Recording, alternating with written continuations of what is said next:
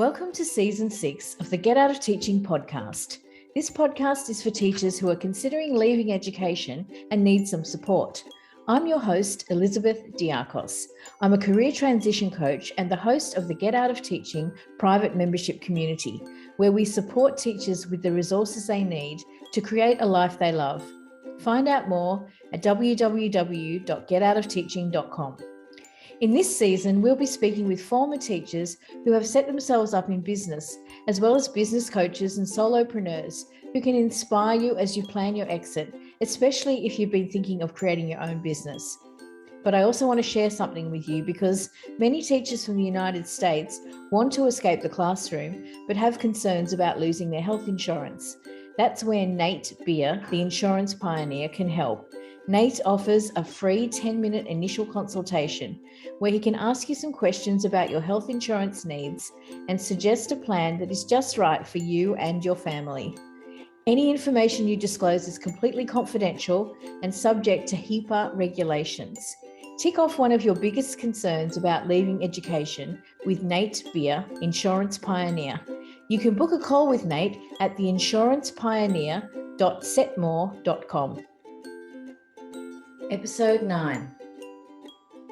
Hi everyone, welcome to the show. On today's show, I'm really delighted to be speaking with Nicole Baldinu, who is a former teacher turned entrepreneur. Welcome to the show, Nicole. Thank you. Happy to be here, Elizabeth. So Nicole, give us a bit of your background. What got you into teaching in the first place? I got into teaching because it was a very safe and stable career. My parents immigrated from Italy just a year before I was born. So as you might know, with anyone who immigrates, it's hard to set up a life, to establish yourself. They're always looking for opportunities. And so not to say anything about my parents, but we grew up with a lot of financial instability. They did their best to, support and really give us all the love and emotional support and everything they could. But that financial stability really kind of shaped, what I would then later do and look to do as a career. And teaching just seemed to be safe, secure, a guaranteed paycheck, a respectable profession, all of that. There was no question of me not going to university as soon as I graduated. No such thing as the gap year that I saw in all those American films. And I thought, oh, wow, I want to do that. My mom's like, no, you're going straight to university. And so that's what got me, to choose education. I thought, it's a good career. It's a good choice. And so what university did you end up going to? Sydney Uni. Okay, so you must have done pretty well to get into Sydney. Yeah, I did. I did well in high school. I got well above at the time, and this is aging myself. It was a TER. I think now they've changed the ranking, the tertiary ranking, and I did, really well. So I got more than what I needed to enter into education. I signed up for a bachelor's in education. I spent 4 years doing education, and then followed straight into a master's of teaching as well. Oh, wow. Okay. So 5 years. In that time, you weren't teaching? When I was studying? Yeah. No, I had jobs all throughout, in Australia. You can start working when you're 14 and 9 months. So as soon as I turned 14 and 9 months, I got my first job as, in retail at a store called Target. I worked all throughout uni in hospitality.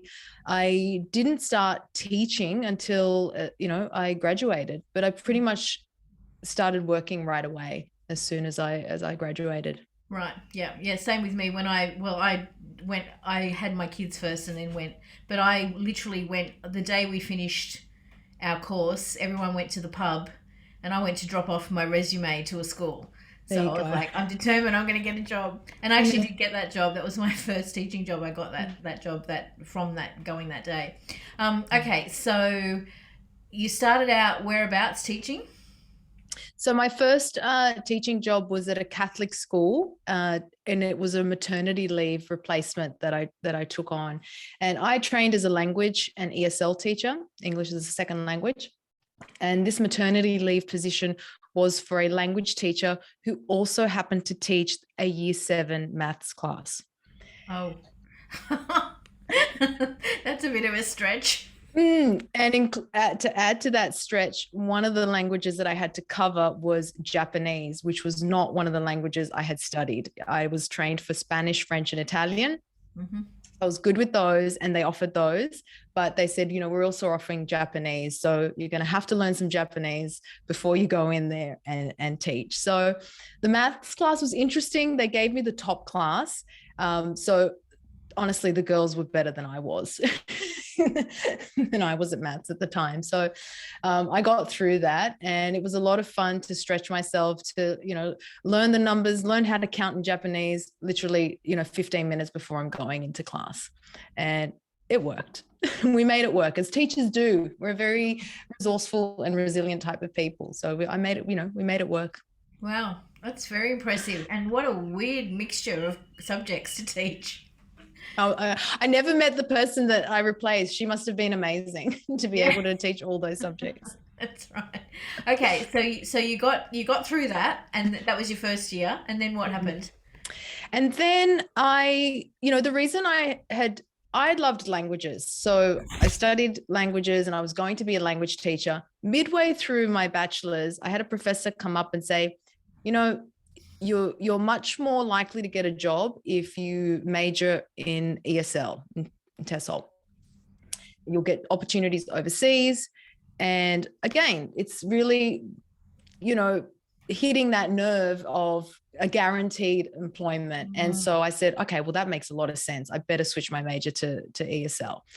And so when I was doing that maternity leave, I really wanted to travel. My passions were languages. I wanted to travel. I wanted to see the world. I'd never left Australia. I had traveled for a vacation, but I wanted to live overseas.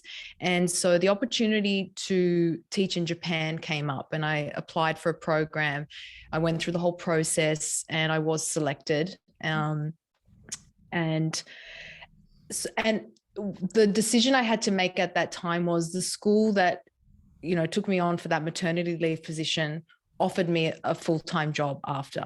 And I would have gone into this beautiful, great school. It was in a great location. I was very, very fortunate for that first, school that I went to teach at. And then I had this choice of you can go to Japan for a 3-year contract and teach English. And I had the head of department at that school had a similar experience. He was much older than me, but when he was younger, he'd also done a year in Japan. And he said, we're always going to be here. Schools are always going to be here, but that opportunity, it's really once in a lifetime. And he didn't convince me, but it was a kind of moment where he kind of mentored me and said I would go for it, and I did. And I ended up leaving and teaching in Japan for 2 years. Wow. And so how old you can tell us how old. I don't mind. No, of course. I'm turning 45 next month. So at the time when you left for Japan, how old were you then? I turned 24 when I landed about 2 weeks later. Right. Okay. And so where did you live while you were in Japan? I lived in a prefecture, as our version of a state, called Shizuoka-ken, which is home to Mount Fuji. And I lived in a little city called Hamamatsu. It was a city of 500,000 people at the time. It was known for being home to Yamaha as one of the big industries. Okay. And it was a very quaint, very Japanese experience. Right. And so you were teaching in a classroom, like a regular classroom? Yes, I was. I got very lucky there too. The whole selection process here kind of ranked you and gave you a point system, and I qualified really high because I had the masters in TESOL, all of that, and so they gave me the pick of one of the top schools in that district where the kids were phenomenal. Basically, all the kids would end up, so they told me, going to the top universities. They were very dedicated.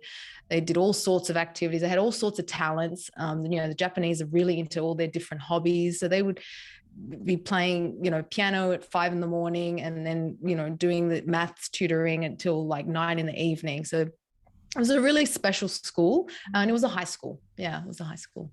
Okay. So you did that for 2 years, and then did you come back to Australia after that? I did. I got a little bit, homesick. It was, the first time I lived overseas, and the culture shock kind of came at the end, and which was very weird because for most people who landed in Japan, the culture shock hits them within a day or two, and they literally flee the country if they can't handle it. Mine came at the end, and I was like, I'm ready to go home. Came home, and I worked for 3 years in another school in Sydney before getting that bug again to live overseas. And at that time, then the new place to go for ESL or for teachers who wanted to teach English was Dubai. And so, yeah, I applied for a school in Dubai, did a video interview, and then left for Dubai. Wow. And how long were you there for? For 6 years. Oh, that's a pretty good innings. And so the experience of being there, how did that differ from Japan? Well, very interesting that you asked that, because both countries have very, strong cultural, like a very different culture to Australia. It's Japan is Japan. The United Arab Emirates is what it is, and so I guess the main difference, and I loved that I got to really be immersed in a very, very different culture. The difference with Japan at the time was that it was very hard to find people who spoke English. So you really are dependent on your friend that you make, your people, your colleagues at school and we're talking now, it was 2001. So this is, it's not pre-internet, but I didn't have internet at home. I couldn't do searches online. Like I depended on them to phone, if I had to call a doctor or whatever, any service that I needed, any kind of, bureaucratic thing that I had to do, I would have to rely on someone. In Dubai, the second official language really is English. So it was very easy to be able to communicate, to get things done and to do things a lot faster than I had done in Japan. Was there any kind of a fear around being a woman alone in either of those countries? So I wasn't alone in both cases. I did move with my boyfriend at the time. Okay. We lived in Japan, and then when we moved to Dubai, we ended up getting married in Dubai. So I wasn't alone, which, has its benefits as well. No, and, there was no problem being a woman in Dubai at all. Yeah. Okay, great. Yeah. All right. So then we're how far now into your career? About 10 years into your teaching career? Yeah. So I ended up leaving after 12 years. Yeah. Okay. And so when you left after Dubai, what next? So it was in Dubai that I ended up divorcing, and I ended up deciding that, okay, it is really time. And it didn't have to do with the relationship or anything like that for, ending. But, as I said at the beginning, I always went into teaching thinking it would just be a fallback. It never felt like I was, myself in many ways. I mean, I did a great job, and I was able to, and I enjoyed when I was my time in the classroom. I had great friends. You make friends through teaching, but I never really felt like I was 100% myself, or that I could be myself. And so it was in Dubai that I decided I really want to do something else. It was one day when I was just handed the timetable for the next semester, and I was just like, this is a rerun that I've, done over and over and over again, and I've had enough. And I knew I had to give 6 months notice, and it was like January at the time. And I thought, I'm just going to resign, and then I'll figure it out. And so I did. Okay. So then you had 6 months to get yourself organized and pack up. Did you leave Dubai then? Well, that was the thing at the time. And I really think this is the first step, is to make that decision. You know, I probably sat in that indecisive mode for so many years. When I finally made that decision, I realized that, okay, I have 6 months. It's a good enough time to figure out a plan. And so, yeah, I wasn't home. I was in Dubai. Like, I could go anywhere. I don't want to stay here. I don't want to go home. I knew that. And I thought, where can I go? And, you know, we're very fortunate. You're, you know, a fellow Australian with an Australian passport. You have a few options, you know. And I don't take that lightly. And so I was kind of thinking, where could I go? I could go anywhere. And at that time, this is when I met my now husband, who's my co-founder as well, Omar. He also resigned from the same institution. And we were just colleagues. We weren't even friends, but we started to, you know, have lunch together, and we started to talk about our next moves, because we're both curious. Oh, you've resigned, I've resigned. What are you going to do next? And it was there that we began our friendship and kind of like thinking about those next steps. And you know, one of the things I really wanted to do, a driver for me, was that I didn't feel creative. I wanted to do something creative. And so during the time while I'm still working, it's still very early in that 6-month period, I did a 2-day film course.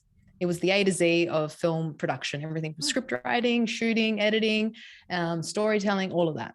And I thought, let me just try doing short courses. I've always been a believer. This is something I got from my mum, just to do little courses, to learn something that you need to learn and to get you to that next step. Yes, and I hope everyone's listening to this advice. I think that's so true.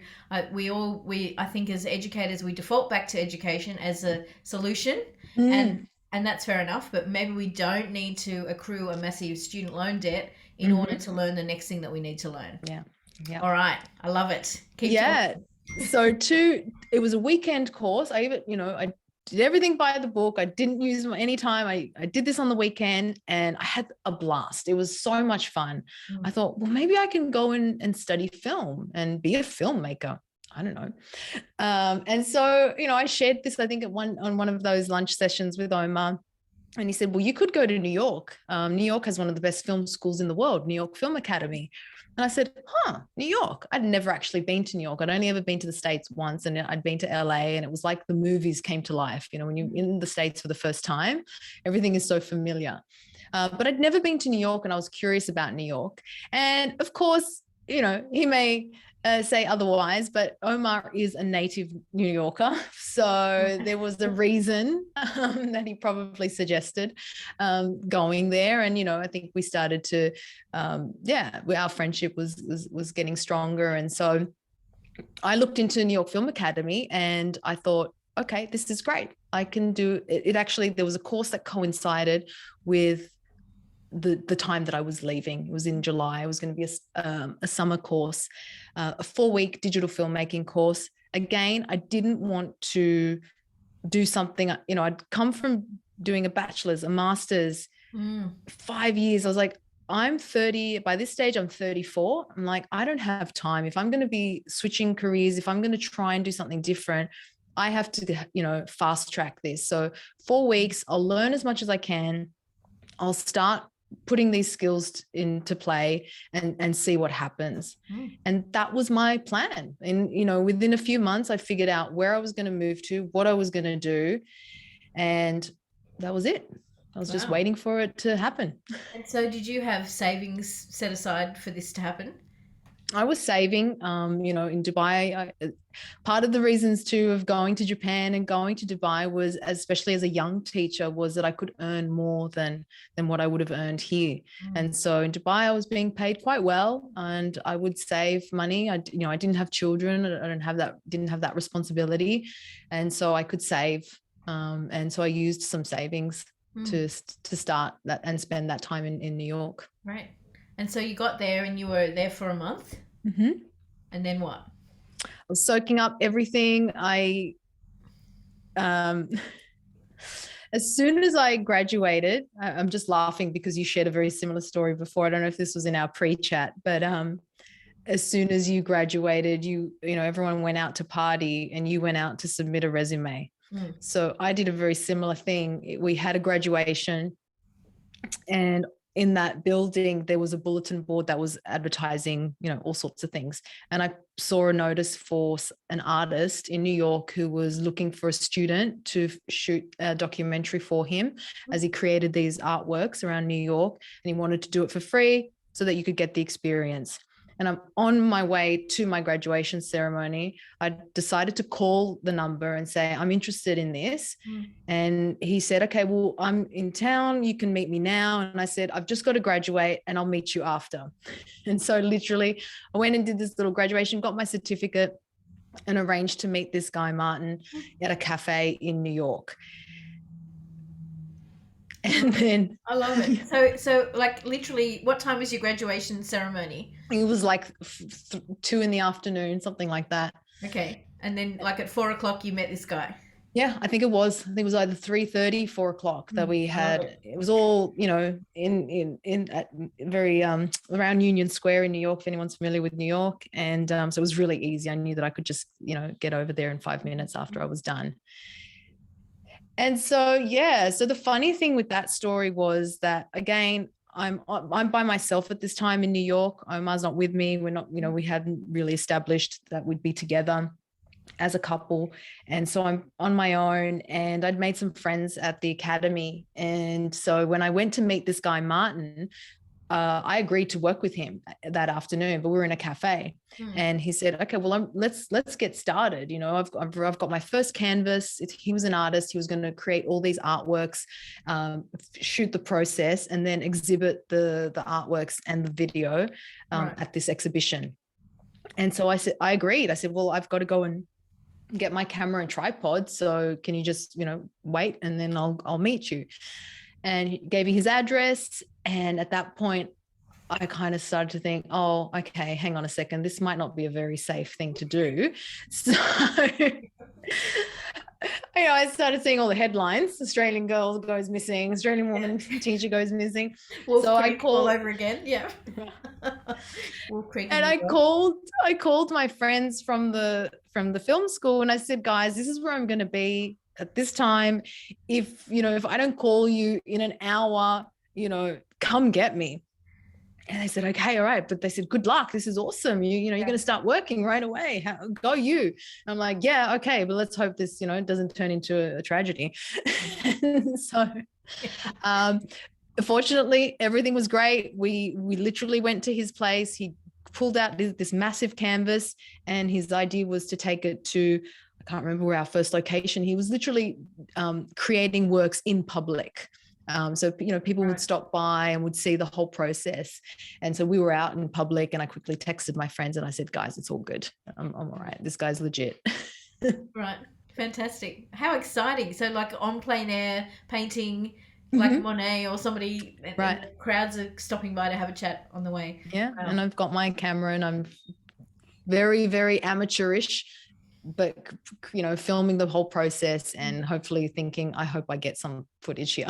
This doesn't turn out to be a disaster. And so at the end of that project, how long did that take? So I spent the summer pretty much until the end of the summer, until the end of August. So I graduated the beginning of August. We spent about a month. He created about a total of, I'd say, I can't remember, it was about 12 to 18 works of art.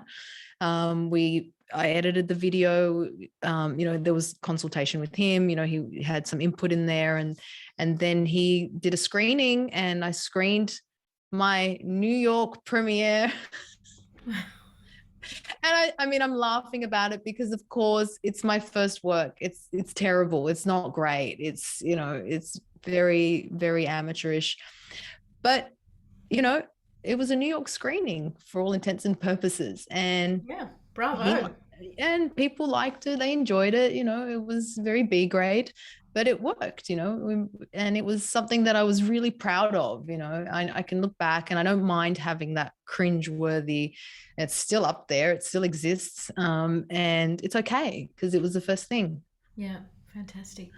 And so that must have been your, you're dipping your toe into the water of being a filmmaker.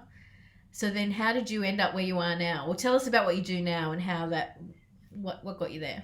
Yeah, so the whole filmmaking thing didn't really last very long. I realized I took up a few projects where, again, I was in the camera department and helping out other film, directors and creating their own movies. And I realized very quickly there that I didn't want to make someone else's film. It's really hard work. It's intense work. It's late hours. It's physically exhausting. It looks very glamorous. It's really interesting to see the inside, behind the scenes of how unglamorous it is on the, compared to what we actually see from the outside. And so that, that whole dream of filmmaking and all, it wasn't even really a dream. It was just a possibility. I was testing it out. But then by this stage, Omar and I had become a couple, and he was building his business. It was a business consulting company. And so he's off doing that. I'm kind of, he's asking me for advice. What do you think of this logo? He's building websites for people. He's taking on clients. So I'm giving my input. At the same time, I thought I'll start offering my services as a videographer. And I put my resume up online. I got my first gig. It was very low paying, $500. He helped me out with the business side of things because he had been side hustling. I didn't even know, what do I charge? How do I set my prices? How do I ask for money? Do I ask for money first? Do we ask for money at the end? How does this whole thing work? I didn't know. I had absolutely zero idea of what it's like to do any sort of business transaction as the person, as the business owner or as the freelancer. And so he was helping me out with that. And, I did that for about 3 months. And, just that experience of taking on clients, offering, go ahead. I was going to say, can you go into, because I think I know that the listeners who are listening to this season are listening in because it's about how you set up your own business. Mm-hmm. Can you just share a little bit more of that process with us, if you can remember exactly what you did? Because I think that's often the biggest hurdle. You're like, I don't even know what I'm going to do. So like when I'm working with a client, I'll say, why don't you go and open a business banking account? That's a really great start. Just open a bank account. That's your first step. But what were your, if you remember, like what was your process for that to actually start? And how did you decide to get the money first or afterwards or all that? That's a really good question. And thankfully, because I, had teamed up with Omar, he had a bit more business, savviness.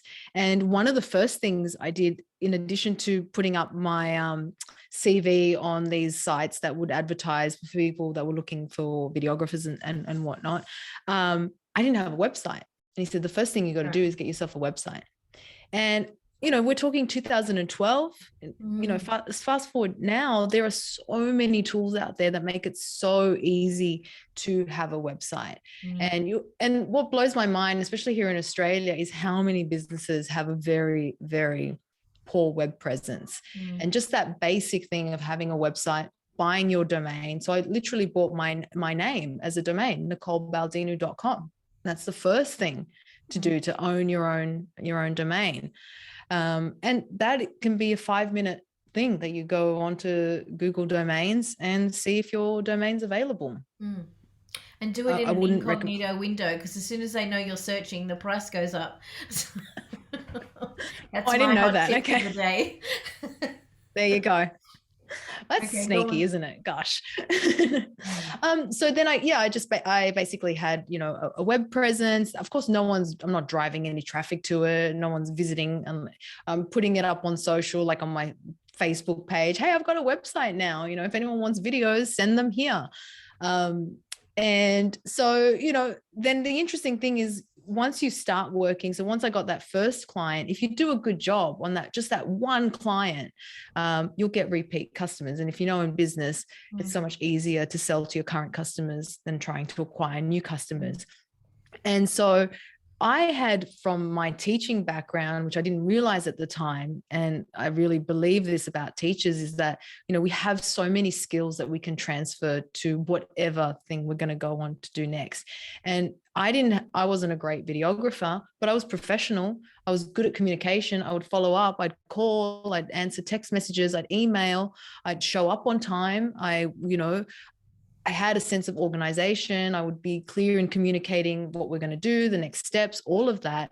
And that went a long way in, the shortcomings I had as the videographer, maybe not very confident in my actual skills, but I gave the client the confidence that I could do a good job and that I was available, and they could rely on me and they could depend on me. So I got repeat customers.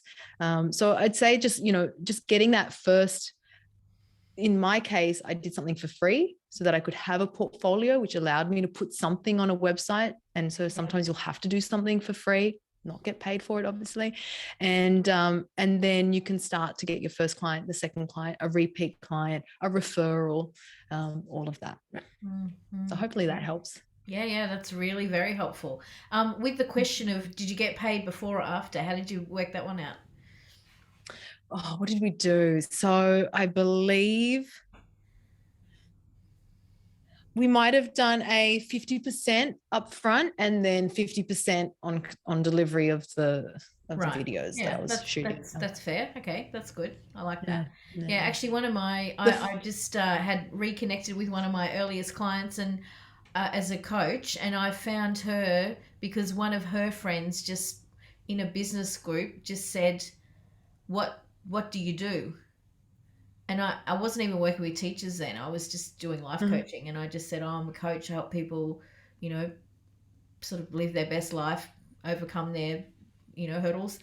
And this person reached out to me and said, hey, I'd like you to be my coach. And I'm like, okay. And then I'm like, oh shit, how much do I charge? Yeah.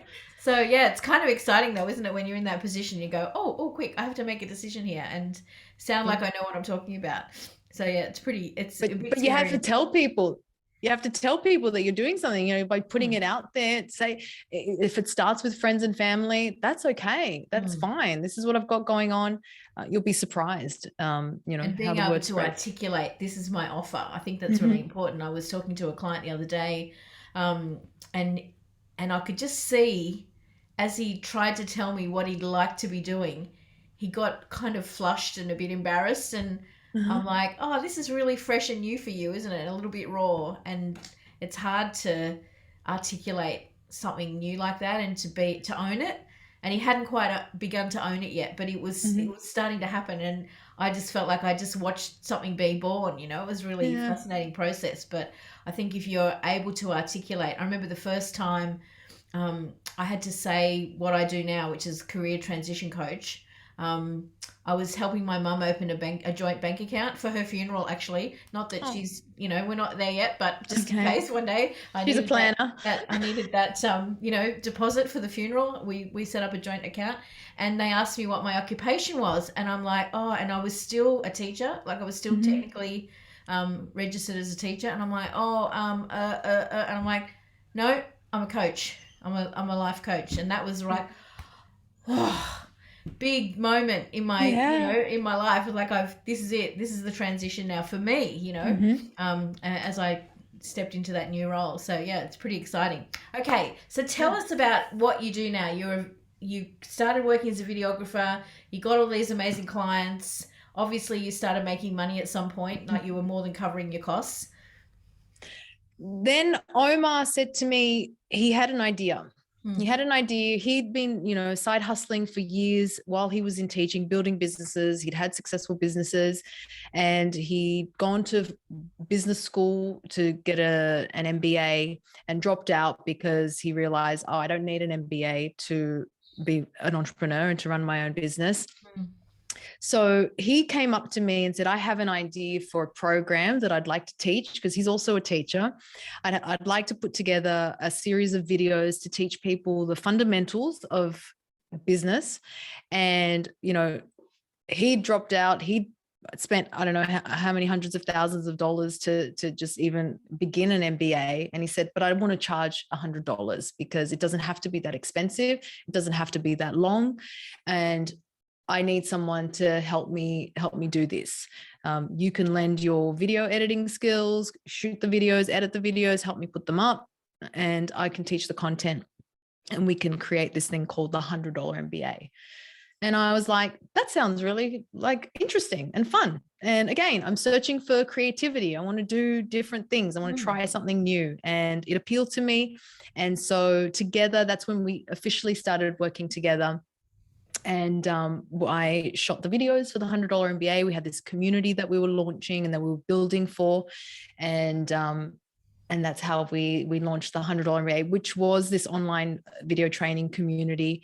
And then not too long after, a podcast followed of the same name. So we've since closed the doors to the $100 MBA because the podcast has really, taken over and is what we're most known for under the $100 MBA brand. So the $100 MBA show podcast is now in its 8th year. Wow. 2,000 episodes, and one of the top ranking business podcasts. Amazing. Yeah, that's such an achievement. Oh, thank you. Oh, well, and I know they reckon most people stop after about 10 episodes or 6 or something. It's quite early that they get pod fade. So to get to that many episodes, that's a real achievement. Congratulations. That means you're doing you're not having many breaks then, if you've got 2,000 under your belt already. We were a daily show. We've been a daily show since day one. We were 7 days. We're now Monday to Friday. We switched to Monday to Friday not too long ago. So that's how we built up, such an extensive library. So 8 years on. And so that's one business. We ended up starting another business because, as you do, hang on, just go back to the podcast. So how is the podcast making you money? So we generate ad revenue. We have sponsors.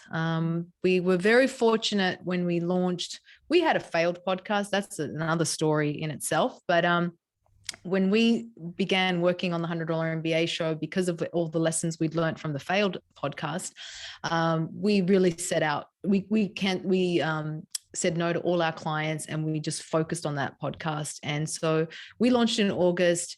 And I don't know if you know, in December, usually Apple awards the best of iTunes at the time. It's now Apple Podcasts. And so we were one of the podcasts that was awarded a best of iTunes, along with Tim Ferriss. I think Serial won that year as well, Alex Bloomberg. So we were among, really an incredible group of people. And so soon after that, we were approached by sponsors. And so we've been able to monetize the podcast. Right. Fantastic. That's great. Okay. So now, sorry, I interrupted you. No. Go ahead. So you've got this new podcast now, and what's your business model now? So the podcast was, in an addition to the community, the membership that we had built for the $100 MBA, and we were struggling to get members to sign up. So it was great. We focused very much on the launch. When we launched it, we had a whole launch sequence and all of that, all this stuff that I didn't know anything about at the time. I was completely new to business, but doing what we had to do to have a launch. We got our first members in. We continued to, try and get new members, and it started, to dwindle and plateau, and we weren't getting that many members in. And so that's when Omar started doing webinars to teach online and to share a little bit more about the program and get people to sign up. Right. And we're talking now 2014. There's not many solutions out there. And he was, really, it took a lot of time to put together the whole webinar, to have people chat, to sign up, all of that. And he had a little bit of developing coding skills. And so he put together something very, very basic with a developer that he just got as a freelancer. And he created this little tool to run the webinars. And it was when we were running those webinars, I was behind the scenes, but he was running those webinars, and we got, 5 people attending, 6 people attending, 10 people attending, super, super slow start. But people were curious about the actual tool that they were on and what he was using to run this webinar. And when he told them that it was just something he'd put together, then somebody said, "Oh, can we buy this?" And that was the first, kind of idea of, we could sell, we could build a webinar software, a tool. And right. So what's what would I know as the equivalent of that, what you've created? Webinar Ninja. Any tool that runs webinars, Zoom has an offering, a webinar offering in addition to their meeting software. Since then, a lot of competitors have come out. It's a very competitive space. Webinar Ninja was one of the early ones. So it's been quite a journey. So that you actually ended up selling the thing that you created to use yourself. Well, we ended up, when he realized that, okay, there's a need for this, because he's trying to run a webinar every week, and it was really hectic and it was very difficult to do. And he realized, okay, maybe people have this similar pain point, but we didn't have a lot of money and we were just starting out. So he decided we can pre-sell this first. We can put together a landing page, have some mock-ups to show what it would be like, and this is what the tool would do. And if you're interested, you can be a founding member. You can buy now, lifetime membership, and it'll be ready in 6 months, guys. And we sold out in the first 48 hours. We sold 150 spots in the first 48 hours, and then another 150 spots in another 24 hours. And we realized, oh, okay, there is a need for this. We used that money to actually build the first version of Webinar Ninja. So that was the way we got to, create that first version, by pre-selling it. And wow, fantastic. What a great, wow. Go you. That's fantastic. I was along for the ride. Yeah. Okay. And so you built that. And so now what does your day look like? What's a day in the life of Nicole look like now?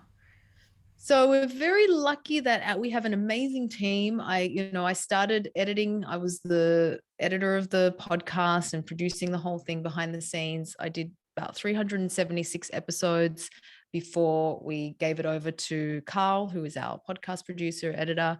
And we have a team that handles, the guest teachers. I help with sponsorships. We have people in the marketing side of things. So that, a podcast has a dedicated team to help run it and keep the engine running. Then there's Webinar Ninja, which is, a team of about 20, made up of support engineers. And so I oversee the daily operations of that. So it's a lot of communication. Our team is fully remote.